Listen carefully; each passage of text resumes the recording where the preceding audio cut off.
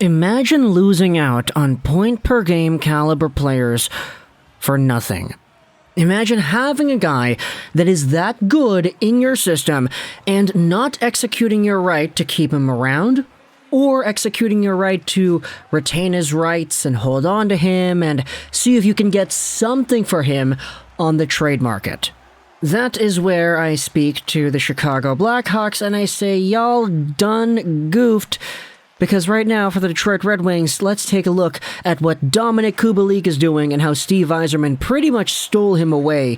Because, that verb is really intense. Steal, it implies that there was already a sense of ownership. Okay, that's a terrible word to use, but he was already a Chicago Blackhawk, but they did not re-sign this guy. They didn't even retain his rights. He went to UFA status, and then he signed with Detroit. But Dominik Kubalik is looking to being one of the best UFA, and I say UFA and not RFA pickups because he was a UFA after they didn't retain his rights, pickups in the offseason because of what he's been doing with the Red Wings so far. Dominik Kubalik, if you compare him to the rest of the free agents that have signed in other places, is literally one of the best free agents of last season's offseason period because so far, in 17 games played for the Red Wings, Kubalik has 8 goals and 12 assists for 20 total points.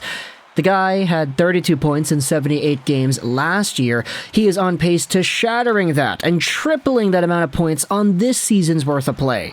He's on pace for 97 points, 39 goals, 58 assists in a full 82-game season. And the Blackhawks let this guy go away for free. Kubalik is 27 years old, 6'2", 179, as a left-handed left-wing player, signed till the end of 2024, making $2.5 million. If he produces at this rate, and he continues doing so till the end of the year, this 2.5 AAV could be seen as an absolute steal. The biggest steal in the NHL, arguably the best contract in the NHL in terms of a cost per point amount number. There isn't a single contract that I can think of that is more valuable than Dominik Kubalik when sorting by points per game and looking at the actual dollar amount itself.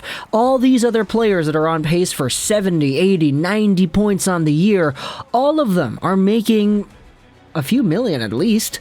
Kubalik is making 2.5, and he's on pace for almost 100 points. Let's go over onto the Red Wings subreddit and read a post that kind of inspired this whole video. Like, I know it's a pretty baseline conversation to be having. Oh, the Red Wings stole Kubalik because the Blackhawks didn't retain his rights or whatever, but like, this is the post made by, who is this, Troob313.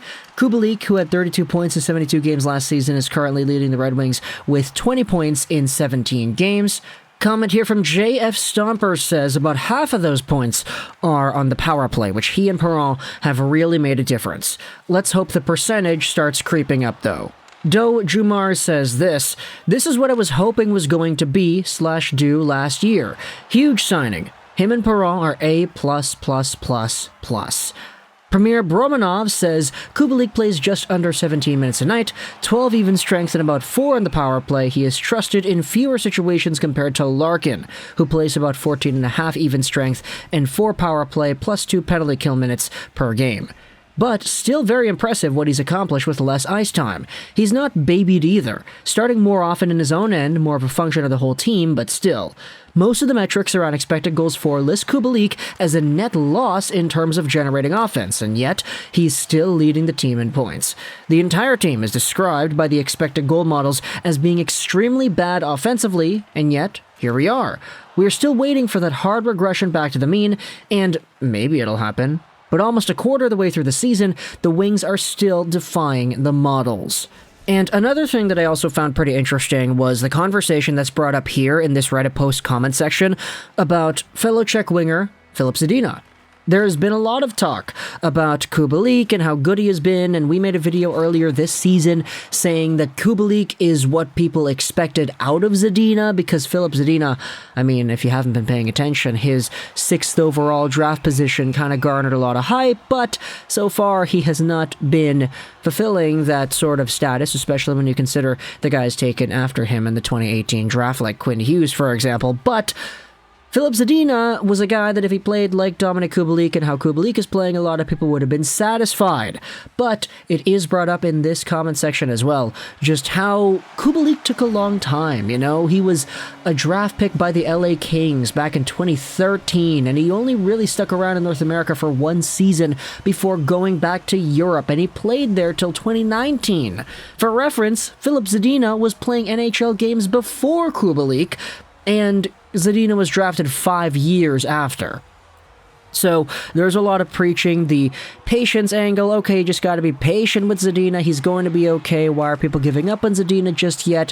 Why do you want to trade Zadina right away? Because you're still good to compete, and Zadina is going to learn from a guy like Kubalik, who is a point-per-game stud on the Red Wings so far. And even though Kubalik had a down year last year, 32 points, 78 games played, a big drop-off from his 46-point campaign and 30-goal season in 2019-20, there was always a talent profile in Kubalik that remained, and a lot of people, myself included, wanted to believe in that so heavily that it was mind-boggling back then. It's even more mind-boggling now when you acknowledge what the Blackhawks did with Kubalik. You didn't even try to get yourself something in return. You let him go for free. You had the option to retain his rights and keep possession of this player, but nah, you said no. You said he'll go to the market for free and you'll sign Athanasiou and Max Domi instead. You let Dylan Strome walk too, and he's in Washington doing a pretty good job right now, if I do say so myself. So for Steve Yzerman, good on him for doing what it is that he has been doing and taking advantage of other teams' stupidity around the NHL, because the Chicago Blackhawks, I mean, they got a lot of flack for letting these players go, but I mean, you gotta give props to the guy who's able to dot the line either way on the opposite side, right? And especially at 2.5. I mean, if the Red Wings continue getting production like this out of Kubalik, I said it already, but there's no other contract that I feel in the NHL that is going to be as valuable as this one. Bearing, you know, the entry-level contracts of guys that are eventually going to get 80, 90 points, but that's so few and far between that it's really difficult to go out there and try to label out. But either way, talk to the comments your thoughts about Dominik Kubalik, his performance so far for the Red Wings, and how you think the Steve Yzerman stealing robbery of this player ended up going down. Do you think Steve Yzerman was really calculated? He thought that Kubalik would be this good? Or do you think Yzerman just kind of did his job and it's paying off properly? I'll admit, I was a really big Kubalik fan, but I didn't think he'd be this good this soon. And this is only in year one. Sure, you could debate there might be a sophomore slump with a new team. I mean, he's bound to regress a little bit eventually, right? Right?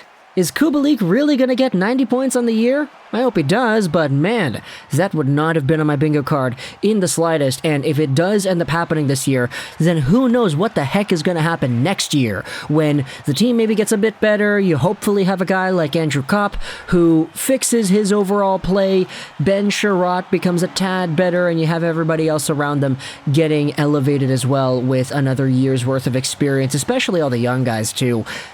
The Red Wings are exciting, man. This is really, really fun.